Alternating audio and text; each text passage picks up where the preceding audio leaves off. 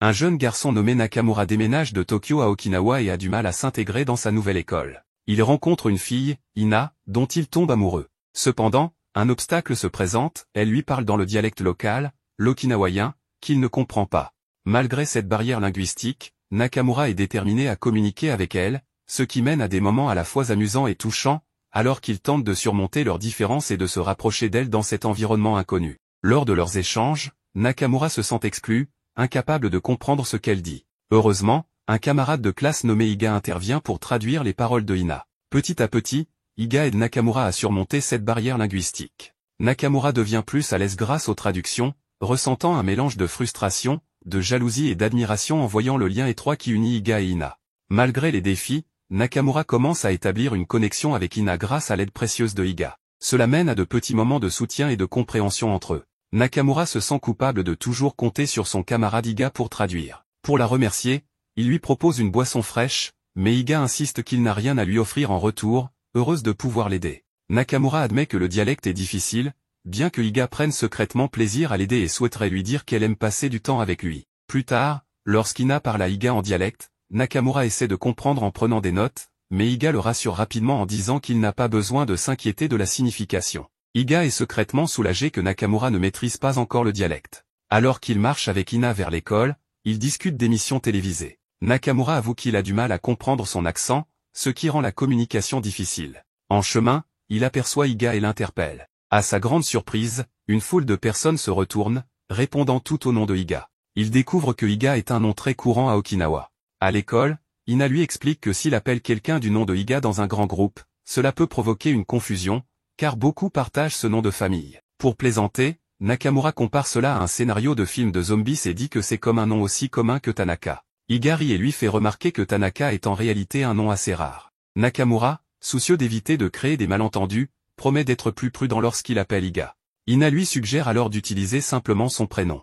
Elle explique qu'à Okinawa, l'utilisation des prénoms est plus fréquente, car de nombreuses personnes partagent le même nom de famille. Elle ajoute que son prénom est Kana, ce qu'elle trouve mignon, et encourage Nakamura à l'utiliser. Après les cours, Nakamura croise Iga sur le chemin du retour. Il hésite, se rappelant le moment gênant de plus tôt. Un peu embarrassé, il l'appelle par son prénom, Kana-san. À sa grande surprise, les passants réagissent avec choc. Nakamura, confus, se demande s'il a fait une erreur. Une femme âgée à proximité commente que cela sonnait très romantique, laissant entendre qu'il a mal prononcé son prénom. Elle explique que la manière dont il a prononcé cela pourrait signifier « je t'aime » dans le dialecte local. Nakamura tente de se corriger, mais Iga semble ne pas remarquer la situation. La femme, en plaisantant, suggère que Iga devrait répondre à son petit ami, ce que Iga nie rapidement. Nakamura, toujours troublé et ne comprenant pas tout à fait, lâche une autre variation de son prénom. Le lendemain, Nakamura rencontre un enfant en pleurs dans la rue et essaie de le réconforter, mais l'enfant se met à pleurer encore plus fort. Iga et Ina arrivent bientôt, et Ina parle à l'enfant dans le dialecte local. Nakamura peine à comprendre à cause de l'accent prononcé. Iga intervient pour expliquer qu'Ina demande à l'enfant s'il est perdu. Nakamura devine que l'enfant a trébuché en cherchant sa mère. Ina rassure l'enfant en disant que tomber a dû être surprenant et ajoute une phrase réconfortante dans le dialecte local. Curieux, Nakamura demande à Iga la signification de cette phrase. Iga explique qu'il s'agit d'une expression traditionnelle d'Okinawa appelée Mabui-gumi, souvent utilisée par les grands-mères. L'enfant continue à chercher sa mère, mais Ina, avec humour, lui dit qu'Okinawa est petite et qu'il n'a pas besoin de se presser. Une fois que l'enfant perdu est réuni avec sa mère, il dit à Ina qu'il n'a pas compris grand-chose de ce qu'elle a dit et lui demande de répéter. Ina, surprise, remarque que les enfants d'aujourd'hui ne parlent pas très bien le dialecte local, l'okinawaien. L'enfant tente de la réconforter en disant qu'il a compris une partie de ce qu'elle a dit. Ina réfléchit alors à quelque chose que sa grand-mère lui avait partagé à propos de la culture d'Okinawa. Au lieu de dire au revoir, les anciens disent souvent à bientôt ou à demain, car ils croient qu'ils se recroiseront tant qu'ils restent sur l'île. Cette phrase porte une signification plus profonde, symbolisant des liens qui perdurent au-delà de cette vie. Alors qu'ils se rendent à l'école, Ina partage une réflexion qu'Iga traduit pour Nakamura. Elle lui dit que l'enfant qu'ils ont aidé semblait réticent à partir. Nakamura trouve ce moment touchant, mais les choses prennent une tournure surprenante lorsqu'il rencontre un taureau géant bloquant leur chemin. Nakamura,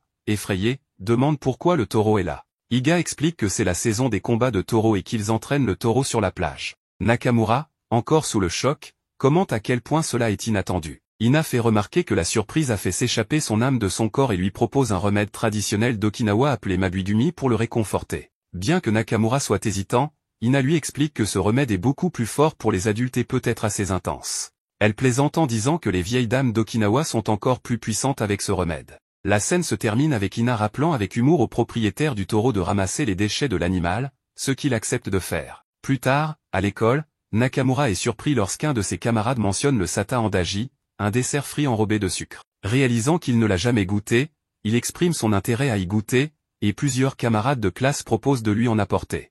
Shimoji propose que sa grand-mère prépare des sata andaji et les apporte à l'école le lendemain. D'autres camarades de classe, comme Naguna et Enima, offrent également de lui en apporter, ce qui fait sentir à Nakamura qu'il a soudainement gagné en popularité. Alors qu'il commence à se demander s'il est en train de devenir populaire, une fille assise derrière lui explique qu'il est victime d'un phénomène appelé Kami-Kami Attack. Elle décrit cela comme une situation dans laquelle les visiteurs à Okinawa sont submergés de nourriture, surtout lorsqu'ils visitent la maison d'un parent, car les habitants d'Okinawa ont un fort désir de partager leur nourriture avec leurs invités. Nakamura est un peu surpris par cette idée, mais trouve cette tradition intéressante. Pendant ce temps, Ina demande si Kana pourrait aussi en préparer. Le lendemain, Nakamura découvre que sa table est couverte de sata andaji que ses camarades ont apporté, et Ina le surprend en lui apportant également des sata andaji. Il la remercie, pour découvrir que ce sont en réalité les sata andaji préparés par sa grand-mère. Reconnaissant, Nakamura apprécie la grande quantité qu'elle lui a donnée. Alors que Ina salue Kana, Nakamura fait de même, mais il remarque que Iga semble étrangement embarrassée et silencieuse. Il lui demande si quelque chose ne va pas, mais Iga nie et commence à prendre de profondes respirations, ne pouvant pas expliquer ce qui la dérange. Plus tard, Iga se sent partagée à propos des sata andaji qu'elle a faites pour Nakamura, regrettant de ne pas les lui avoir donnés plus tôt. Lorsque Nakamura remarque qu'elle semble déprimée, il lui demande si tout va bien, ce qui fait se demander à Iga si cela signifie qu'il se soucie d'elle. Juste à ce moment, Ina mentionne que les sata andaji de Kana étaient délicieuses, ce qui fait penser à Nakamura que Iga pourrait aussi lui avoir fait des sata andaji. Iga lutte pour savoir comment répondre, mais décide finalement d'offrir les sata andaji qu'elle a faites elle-même. Nakamura la remercie et plaisante en disant que son Kami-Kami Attack est arrivé un peu tard, et ils savourent ensemble les friandises. Nakamura est touché par la gentillesse de tous ceux qui l'entourent, surtout lorsque des camarades d'autres écoles apportent des sata andaji. Reconnaissant pour l'accueil chaleureux, Nakamura exprime combien il est heureux d'être à Okinawa. Kana rencontre Ina et Nakamura, tous deux un peu perplexes, fixant un homme près de la mer. Nakamura ne comprend pas bien la situation, mais Kana capte rapidement ce qui se passe et lui explique que Ina aime les vieux. Cela choque Nakamura, amoureux de Ina, mais il essaie de se convaincre qu'il s'agit simplement d'une manière maladroite d'exprimer son appréciation pour eux. Cependant, il devient évident qu'Ina préfère vraiment les vieux et ne veut pas que Kana le divulgue, car cela la gêne. Nakamura essaie de ne pas comprendre, car il ne parle pas l'okinaoien. Malheureusement, Ina avoue adorer les baisers, ce qui déprime de plus en plus Nakamura. Comment la fille qu'il aime peut-elle avoir une telle préférence pour les vieux? Et de plus, Ina et Kana aiment les baisers, surtout Kana, qui les trouve très savoureux. Nakamura remarque alors un détail étrange, des baisers savoureux. En réalité, les vieux et les baisers désignent des poissons, un détail qu'il découvre après quelques recherches. L'homme que Gina observait sérieusement est en fait le frère de Kana, venu pêcher. Après cette découverte, Nakamura se sent beaucoup plus tranquille. Il remarque aussi que le frère de Kana ne semble pas si vieux. Ce dernier rencontre Nakamura et lui conseille de manger plus de poissons. Par la suite, Nakamura est particulièrement excité. Il est à Okinawa, avec du soleil, du sable et de la mer, un véritable rêve pour quelqu'un venant de Tokyo qui n'a jamais vu la mer. Il est enthousiasmé, surtout parce qu'ils ont une fête de classe à la plage. Ina et Kana arrivent pour l'aider, et le frère de Kana, Tetsu, lui rappelle qu'il doit bien s'hydrater, car Kana oublie souvent de boire. Nakamura découvre alors une particularité d'Okinawa qu'il ne connaissait pas à Tokyo. Là-bas, les gens ne sont pas très ponctuels. À Tokyo, tout le monde arrive en avance, mais à Okinawa, il est normal d'arriver à l'heure ou un peu en retard. Cela surprend Nakamura, mais c'est une habitude des Okinawais. Enfin, tout le monde arrive et la fête commence. Il prépare beaucoup de choses, mais ce que Nakamura attend le plus, c'est de pouvoir enfin nager, car c'est ce qu'on fait lors d'une fête à la plage.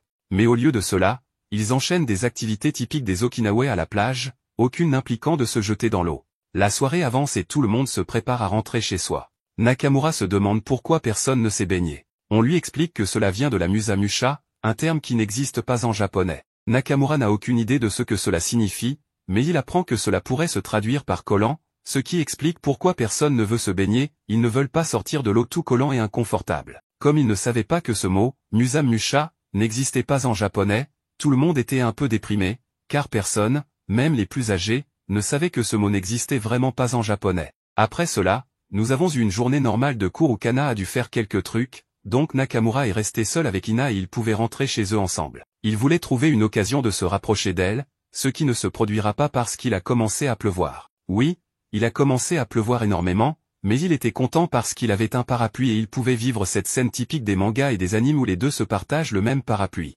Cependant, il pensait qu'il était en train de trop rêver, et effectivement, il avait raison, car à Okinawa, lorsqu'il commence à pleuvoir, personne n'utilise de parapluie ou très peu. Pourquoi? Parce que la pluie est souvent accompagnée de vents forts, et avoir un parapluie devient un peu compliqué. Il se retourne, s'envole et devient surtout une gêne. Mais bien sûr, Nakamura ne le savait pas et il a été surpris de voir que tous les autres garçons, ses camarades, et même Ina, marchaient sous la pluie sans problème. De plus, les averses durent rarement longtemps, donc il y a du soleil, puis soudainement de la pluie, puis le soleil revient, et ainsi de suite. Nakamura a essayé de lui offrir son parapluie, mais le soleil est apparu et disparu. À un moment donné, il lui a dit qu'elle était en train de se mouiller trop et qu'elle pouvait utiliser son parapluie, mais Ina l'a regardé, et l'eau avait un peu traversé sa blouse, ce qui laissait entrevoir son soutien-gorge. Embarrassé par la situation, Ina s'enfuit sans retourner. En chemin, Nakamura a rencontré Kana, qui était assise tranquillement, et observait Ina et des enfants jouant sur les bords de la mer. Nakamura se souvint que c'était là qu'il avait rencontré Iga,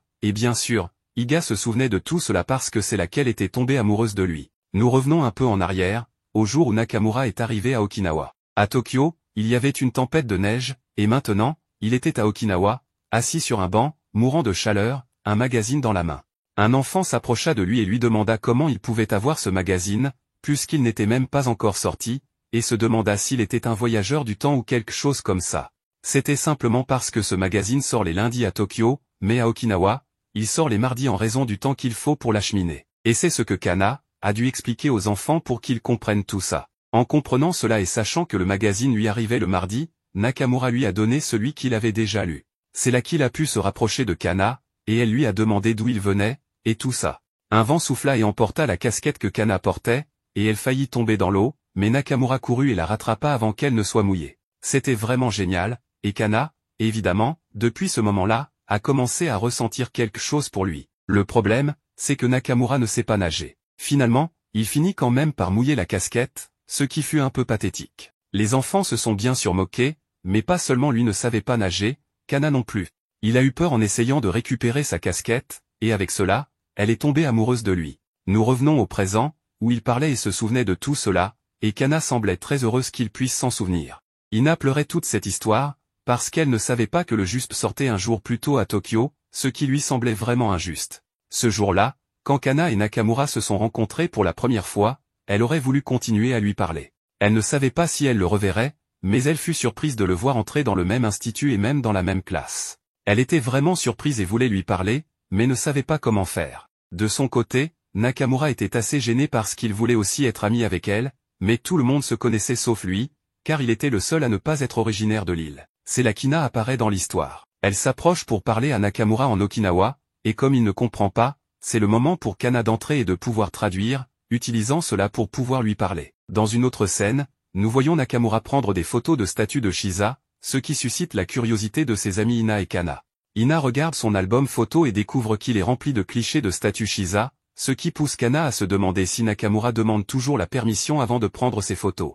Nakamura montre ensuite une photo de son ancienne maison, qui inclut une gare, ce qui enthousiasme Ina, car les trains n'existent pas à Okinawa. Plus tard, Nakamura fait un commentaire désinvolte sur la mignonnerie des visages des Shiza, ce qui surprend les autres. Pacha explique alors que, dans la culture okinawaïenne, les visages des Shiza sont en réalité considérés comme peu attirants. Cela amène Nakamura à remettre en question sa perception de la beauté, tandis que Kana réfléchit aux préférences de Nakamura. Ina lui enseigne ensuite la signification des statues Shiza à Okinawa. Lorsqu'elle dit quelque chose en dialecte okinawaïen, Nakamura est confus, et Kana lui explique. Ina révèle que le Shiza mâle, à droite, ouvre la bouche pour attraper les mauvais esprits et empêcher leur entrée dans la maison, tandis que le Shiza femelle, à gauche, garde la bouche fermée pour conserver les bénédictions. Ina ajoute que les statues de Shiza étaient historiquement fabriquées à partir de matériaux restants utilisés par les couvreurs lors de la construction des maisons. Cela signifie que les anciens Shiza peuvent avoir des apparences uniques, voire étranges, selon les matériaux disponibles. Nakamura est surpris, réalisant que les Shiza ont une histoire plus riche qu'il ne l'imaginait. Ina, ravi que Nakamura commence à s'intéresser à la culture okinawaïenne, continue avec enthousiasme de lui expliquer davantage sur les Shiza. Son enthousiasme est si contagieux qu'elle ne peut s'arrêter de parler, impatiente de partager tous les détails avec lui. Pendant le déjeuner à l'école, alors que les amis de Nakamura l'invitent à aller au magasin, une annonce du club de diffusion de l'école retentit à travers l'interphone. Le segment commence par une chanson folklorique d'Okinawa, et dès que la musique démarre, tout le monde dans la salle commence à bouger de manière incontrôlable. Nakamura est perplexe, mais Ina lui explique rapidement qu'il s'agit du kashashi, une danse traditionnelle que les Okinawaïens ne peuvent s'empêcher de faire lorsque cette chanson spécifique est jouée. Kana révèle que cette danse fait partie intégrante de la culture et se transmet de génération en génération, même si elle n'est pas officiellement enseignée dans les écoles. Pacha ajoute que le kashashi est courant lors de rassemblements sociaux comme les mariages ou les festivals. Nakamura est émerveillé, et ses amis partagent des histoires sur la façon dont ils ont appris la danse, que ce soit en famille ou lors d'événements locaux. Ina souligne ensuite l'importance culturelle plus profonde du kashashi, expliquant que ce n'est pas seulement une danse, mais une partie intégrante de ce que signifie grandir à Okinawa. Elle ajoute que Nakamura pourrait un jour l'apprendre à ses enfants s'il épouse quelqu'un d'Okinawa, perpétuant ainsi la tradition comme ses grands-parents l'ont fait pour ses parents. Nakamura commence à imaginer un avenir avec Ina et leurs enfants, mais il chasse rapidement cette pensée. Pendant ce temps, Ina imagine un scénario, 50 ans plus tard, où le petit-fils de Nakamura lui demande d'enseigner la danse kashashi. Elle imagine Nakamura répondant qu'il ne sait pas danser, ce qui la pousse à s'inquiéter pour l'avenir de l'enfant. Déterminée à l'aider, Ina insiste pour que Nakamura apprenne la danse afin qu'il puisse l'enseigner à son petit-fils. Cependant, Nakamura a du mal à l'apprendre, ce qui pousse Ina à demander l'aide de Kana. Kana, gênée, révèle qu'elle aussi imaginait un avenir où elle et Nakamura auraient des enfants ensemble. Embarrassée par ses propres rêveries, elle les rejette rapidement. La scène passe à l'après-école, où Ina et un groupe de camarades de classe sortent discrètement pour se rendre dans un salon traditionnel okinawaïen pour profiter de quelques collations. Nakamura, curieux, demande pourquoi ils se cachent. Ina explique qu'ils ne veulent pas être pris en train d'acheter des snacks après l'école. Nakamura, pensant que cela pourrait être quelque chose de plus grave, réalise finalement qu'il s'agit simplement d'une visite décontractée au salon. Au salon, Nakamura hésite sur ce qu'il doit commander et décide de copier les choix de ses amis.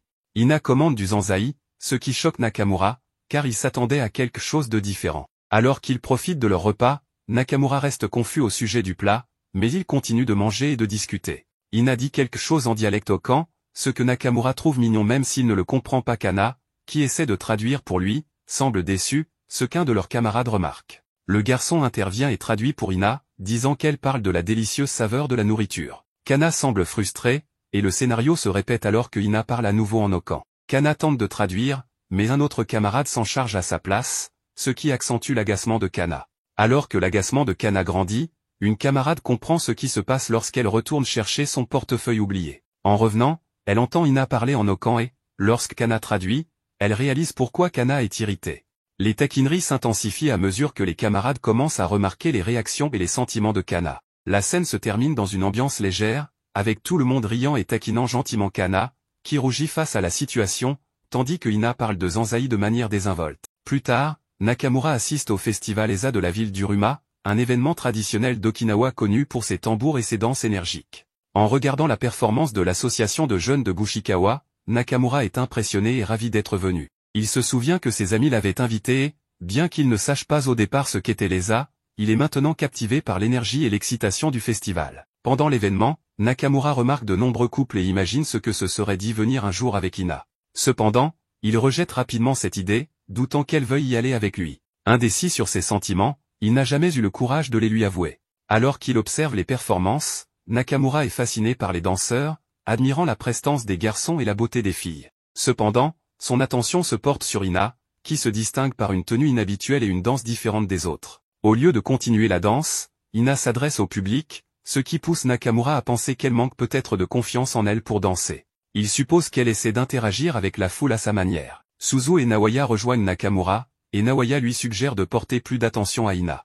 Nakamura commence alors à remarquer l'enthousiasme qu'elle suscite. Naoya lui explique que Ina joue le rôle de Shondara, une position bien plus importante qu'elle n'en a l'air. Le rôle de Shondara implique bien plus que de danser, il s'agit de gérer les participants, d'organiser les séquences, de donner le signal pour les chansons et de veiller à ce que tout se déroule sans accroc. Naoya ajoute que cette responsabilité nécessite une grande observation et beaucoup de détails. Nakamura réfléchit à son premier jour d'école, se rappelant comment Ina l'avait approché gentiment lorsqu'il était seul, le faisant se sentir le bienvenu. Alors que les sons du festival le ramènent au présent, Nakamura réalise qu'il n'a jamais vraiment remercié Ina pour sa gentillesse. Pendant le festival, il tente de lui exprimer sa gratitude, mais il a du mal à trouver les mots justes. Bien qu'il veuille lui dire merci, il devient nerveux et hésitant. Finalement, Nakamura reste indécis, partagé entre l'idée de lui avouer ses sentiments ou simplement de lui montrer sa reconnaissance. La scène se termine sur son dilemme, ses pensées restant inexprimées pour le moment. Nakamura tente d'avoir une conversation sérieuse avec Ina, mais est soudainement pris d'un fou rire. Il commande son maquillage, qui semble avoir un effet plus prononcé que d'habitude, ce qui pousse Ina à expliquer qu'elle fait juste quelques retouches pour une photo. Nakamura rit, puis la rassure en disant qu'il n'allait rien dire d'important. Ina balaie cela d'un revers de main et mentionne une tradition à Okinawa selon laquelle il y a toujours quelque chose de spécial prévu pour la finale d'un événement. Puis, l'animateur annonce une danse traditionnelle au camp, le kashashi, et tout le monde se rassemble pour y participer. Nakamura est fasciné par la façon dont les gens se rapprochent pendant la danse. Pikachu lui explique que c'est une coutume lors des festivals ou des événements, qui se termine toujours par une activité de groupe. Nakamura remarque à quel point tout le monde est serré, mais Kana remarque qu'il ne participe pas et le taquine sur le fait qu'il ne danse pas. Nakamura, un peu mal à l'aise, avoue qu'il n'est pas très doué pour la danse. Kana dit qu'elle fait une pause, et Nakamura, admirant Okinawa, exprime qu'il découvre de nouvelles choses chaque jour, notamment les traditions anciennes qui sont toujours bien vivantes dans la culture. Kana mentionne qu'il y a un festival Isa chaque semaine à cette période de l'année, et Nakamura affirme que Kana aime Okinawa autant qu'il le pense. La conversation dérive alors sur l'adaptation de Nakamura, qui remercie Kana de l'avoir aidé à tout comprendre. Kana rougit et admet qu'elle aime discuter avec lui. Elle partage le fait qu'elle découvre elle-même de nouvelles choses sur Okinawa, qu'elle n'avait jamais réalisées comme étant uniques à l'île, car elles lui semblaient naturelles. Nakamura, pensant être un fardeau pour elle à cause de toutes les traductions nécessaires, la remercie de toujours l'aider à comprendre la culture. À sa grande surprise, Kana répond qu'elle traduit parce qu'elle en a envie, et non parce que c'est une corvée. Nakamura est intrigué et commence à considérer que Kana veut qu'il comprenne la culture au camp plus profondément. Kana, avec un ton plus sérieux, explique que si elle l'aide, c'est parce qu'elle veut passer plus de temps à lui parler, pas seulement pour lui faire des traductions culturelles. Cette déclaration désarçonne Nakamura, qui pense qu'elle passe tout ce temps à l'aider parce qu'il ignore la culture au camp et trouve cela attentionné de sa part. Il lui exprime sincèrement sa gratitude pour sa gentillesse. De son côté, Kana commence à paniquer intérieurement, réalisant que ses paroles pourraient être mal interprétées. Elle se demande si elle vient de lui avouer ses sentiments, gênée. Elle s'excuse maladroitement, craignant d'avoir dépassé une limite. Nakamura, sans comprendre son hésitation, la rassure en disant que cela le rend heureux de savoir qu'elle veut l'aider, et qu'il ressent la même chose, il veut en apprendre plus lui aussi. Kana, toujours troublée, pense que Nakamura est peut-être plus intéressé par elle qu'elle ne l'avait cru, bien qu'elle ne soit pas certaine de ce qu'il voulait dire exactement. Plus tard, Nakamura plaisante en disant qu'il veut découvrir la culture au camp de manière pratique, en voulant essayer toutes les traditions par lui-même. Kana, confuse par son choix de mots, demande des précisions. Nakamura, un peu embarrassé, clarifie qu'il veut juste s'immerger dans la culture, des traditions aux habitudes quotidiennes. Kana, réalisant le malentendu, pousse un soupir de soulagement mais reste légèrement troublé. Nakamura lui exprime encore une fois sa gratitude et lui dit qu'il veut aussi faire de son mieux. Gêné, il lui demande si elle peut faire une dernière chose pour lui. Alors que la conversation continue, la scène se recentre sur leurs camarades qui dansent, puis qui remarquent Nakamura et Kana en train de danser ensemble. Le lendemain, en se rendant à l'école, Ina siffle, et Nakamura, impressionné, lui dit à quel point elle avait l'air cool en le faisant au festival. Il avoue qu'il s'entraîne mais qu'il n'y arrive toujours pas. Ina sourit et confirme, tandis que Kana taquine Ina en faisant remarquer que Nakamura rougit. Ina parle ensuite en okinawaïen, et Nakamura, perdu, demande ce qu'elle a dit. Kana traduit qu'Ina propose de lui apprendre à siffler et suggère d'aller à la plage pour la leçon. Pacha intervient et explique que siffler lors des festivals et des mariages est une coutume répandue à Okinawa, car cela s'accorde avec le son du sanshin, un instrument traditionnel. C'est pourquoi cette pratique est plus courante à Okinawa que dans le reste du Japon. Sur la plage, Ina explique que c'est un endroit où l'on peut faire du bruit sans déranger personne. Elle raconte que, quand elles étaient enfants, Kana et elle ont appris à siffler grâce à quelqu'un de l'île. Nakamura tente alors de siffler mais échoue, créant un moment comique. Il rit et avoue son échec. Ina essaie alors de lui apprendre en parlant en dialecte okan. Nakamura, ne comprenant rien, lui fait savoir qu'il ne suit pas du tout. Ses petits frères et sœurs commencent alors à la taquiner en disant qu'elle est une mauvaise professeure, ce qui la laisse bouche bée. Kana prend alors le relais et explique la technique à Nakamura. Elle lui dit d'utiliser ses index au lieu de former un cercle avec ses doigts et de les placer dans sa bouche jusqu'à la première phalange, tout en positionnant sa langue vers le haut. Nakamura regarde attentivement et comprend mieux la technique. En remarquant la gêne de Kana en expliquant, leur camarade rit doucement, la taquinant. Kana, embarrassé, essaie de garder son calme, mais sa petite sœur, voulant mieux voir, lui demande de refaire la démonstration. Finalement, après plusieurs tentatives, tout le monde parvient à siffler. Nakamura réussit et remercie Kana, qui lui répond avec un sourire tendre.